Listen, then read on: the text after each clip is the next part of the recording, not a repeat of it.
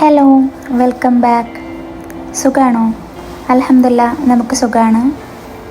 ഇന്ന് രാവിലെ എണീച്ച് ഉച്ചവരെ എന്തൊക്കെ കാര്യങ്ങൾ ചെയ്തു എന്നുള്ളതാണ് ഞാൻ നിങ്ങളെ കാണിക്കുന്നത്.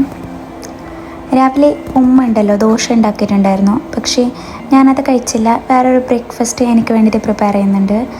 അതിൻ്റെ റെസിപ്പി നിങ്ങളെയും കൂടെ കാണിക്കുന്നുണ്ട്.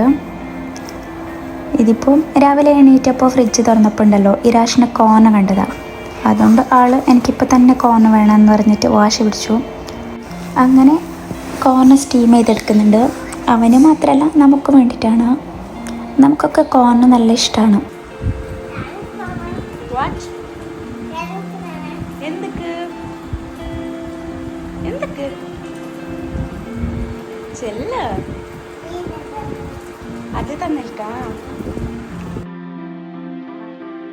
എന്നാൽ നമുക്ക് ഈസി ആൻഡ് സൂപ്പർ ടേസ്റ്റി ബ്രേക്ക്ഫാസ്റ്റിലേക്ക് കിടക്കാം. ഇതിലേക്ക് ഞാനൊരു നേന്ത്രപ്പഴം എടുക്കുന്നുണ്ട്. അങ്ങനെ ചെറുതാക്കി കട്ടാക്കി എടുക്കുകയാണ്. പിന്നെ ഇത് കട്ട് ചെയ്തതിനനുസരിച്ചിട്ട് ടേസ്റ്റ് മാറുമോയെന്നൊന്നും അറിയില്ല, പക്ഷേ നോർമലി എൻ്റെ ഉമ്മൊക്കെ ഇങ്ങനെയാണ് കട്ട് ചെയ്യുന്നത്. അതുകൊണ്ട് ഞാനും ഇതേ സൈസിലാണ് കട്ട് ചെയ്യുന്നത്. ചില ആൾക്കാരിങ്ങനെ മിഡിൽ നിന്ന് കട്ട് ചെയ്യലില്ല, റൗണ്ടായിട്ട് കട്ട് ചെയ്യും. അങ്ങനെ ചെയ്യുന്നതും ഞാൻ കണ്ടിട്ടുണ്ട്. അങ്ങനെ കട്ടാക്കുന്നുണ്ട്.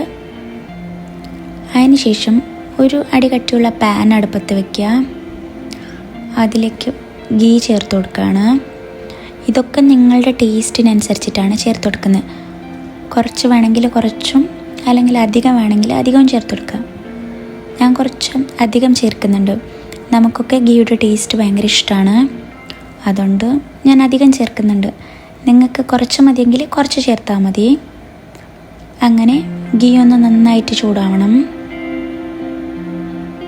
ചൂടായി കഴിഞ്ഞാൽ നിങ്ങളുടെ കയ്യിൽ ഏത് നട്ട്സാണോ ഉള്ളത് അതാണ് ആഡ് ചെയ്ത് കൊടുക്കേണ്ടത്. ഇവിടെ നട്ട്സായിട്ട് ഞാൻ കാഷ്യൂ നട്ടും റൈസിൻസുമാണ് ആഡ് ചെയ്ത് കൊടുക്കുന്നത്. തീ കുറച്ചിട്ട് വേണം ആഡ് ചെയ്ത് കൊടുക്കാൻ. ഞാൻ ആഡ് ചെയ്ത് കൊടുക്കുമ്പോൾ നല്ല ചൂടായിരുന്നു. അങ്ങനെ ചെയ്യാൻ പാടില്ല. ചെറിയ തീയിൽ വെച്ചിട്ട് നല്ലതുപോലെ ഒന്ന് മൊരിച്ചെടുക്കണം. അപ്പോഴാണ് അതിനൊരു ടേസ്റ്റ് ഉണ്ടാവുക. അങ്ങനെ ജസ്റ്റ് ഇത് ഫ്രൈ ചെയ്തെടുക്കുന്നുണ്ട്. ഇത് ഫ്രൈ ചെയ്ത് കഴിഞ്ഞാൽ ഈ പാത്രത്തിൽ നിന്ന് ഈ നട്ട്സൊക്കെ മാറ്റിയെടുക്കുകയാണ്. ഇത് പിന്നെ അവസാനം ചേർക്കാനുള്ളതാണ്. അതുകൊണ്ട് ഞാൻ ആദ്യമേ കുറച്ച് അധികം ഗീ ഇട്ടിട്ടുണ്ടായിരുന്നു. അതുകൊണ്ട് ഇതിൽ ഇനിയും ഗീ ബാക്കിയുണ്ട്. ഇപ്പോൾ നിങ്ങൾ കുറച്ചാണ് ചേർത്ത് കൊടുത്തിട്ടുണ്ടായിരുന്നതെങ്കിൽ കുറച്ചും കൂടി ചേർത്ത് കൊടുക്കേണ്ടി വരും. ഇത് കഴിഞ്ഞാൽ ഇതിലേക്ക് നേന്ത്ര ബനാന കട്ട് ചെയ്തിട്ടില്ലേ, ഈ ബനാന കട്ട് ചെയ്തത് ഇട്ടുകൊടുക്കുകയാണ്. എന്നിട്ട് നല്ലതുപോലെ മൊരിയിച്ചെടുക്കണം. ഓവറായിട്ട് ഫ്രൈ ആവണമെന്നൊന്നുമില്ല.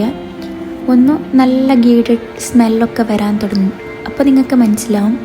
തിരിച്ചും മറിച്ചിട്ടിട്ട് നല്ലതുപോലെ ഒന്ന് റോസ്റ്റ് ചെയ്തെടുക്കണം. ഇത് റോസ്റ്റ് ചെയ്തെടുക്കുമ്പോൾ ഉണ്ടല്ലോ ഒരു പ്രത്യേക സ്മെല്ലാണ്. ഗീ ഇഷ്ടമുള്ള എല്ലാവർക്കും ഈ സ്മെല്ലും കൂടി ഇഷ്ടമാവും. അതുകൊണ്ട് നല്ലതുപോലെ ഫ്രൈ ചെയ്തെടുക്കുന്നുണ്ട്. ഈ ഒരു ബ്രേക്ക്ഫാസ്റ്റ് എനിക്ക് ഭയങ്കര ഇഷ്ടമാണ്.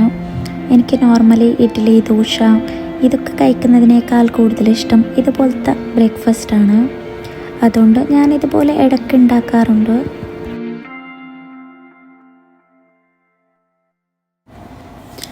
ചെറുതായിട്ടൊന്ന് കളറൊക്കെ മാറി വരൂലേ, ബനാനയുടെ ഒരു ടെക്സ്ചറൊക്കെ മാറി വരുന്ന ടൈമിൽ കുറച്ച് പഞ്ചസാര ആഡ് ചെയ്ത് കൊടുക്കണം. അതൊക്കെ നിങ്ങളുടെ ടേസ്റ്റിനനുസരിച്ചിട്ട് ആഡ് ചെയ്ത് കൊടുക്കണം.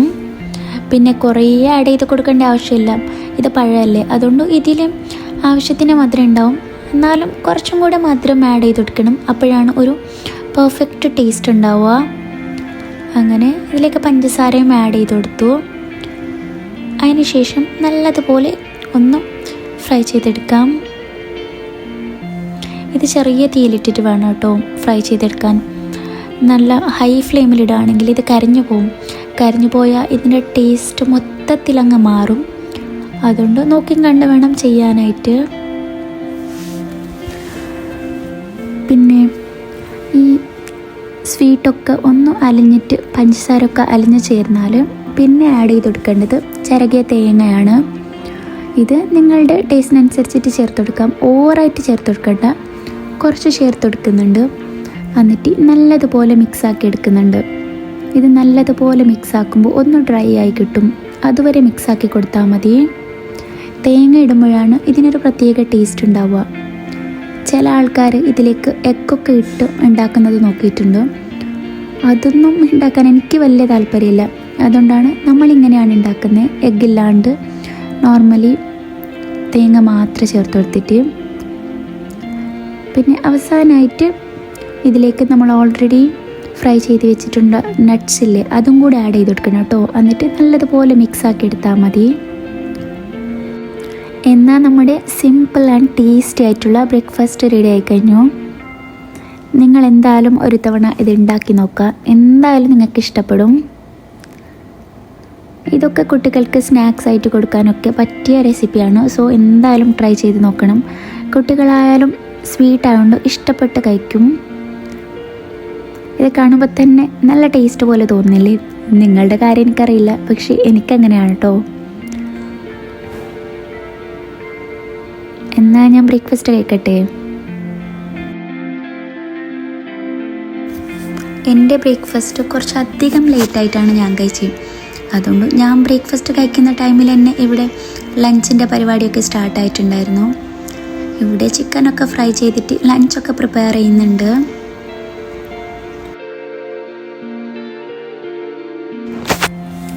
അങ്ങനെ ലഞ്ചിന് വേണ്ടിയിട്ട് മന്തിയാണ് ഉണ്ടാക്കുന്നത്. മന്തി ഉണ്ടാക്കുന്നത് ഞാനാണ്.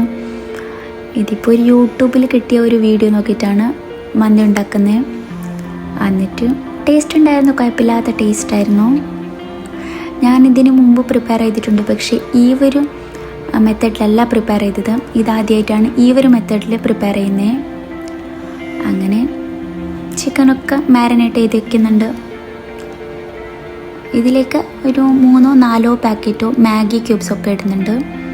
ഇതിന് പ്രത്യേക ടേസ്റ്റാന്നൊക്കെ ആ യൂട്യൂബറൊക്കെ പറയുന്നത് കേട്ടു. അതുകൊണ്ട് ഞാൻ ഇതേ റെസിപ്പിയാണ് കോപ്പി അടിക്കുന്നത്. നോക്കാം എങ്ങനെയൊക്കെ ആവുമെന്ന് നോക്കണം.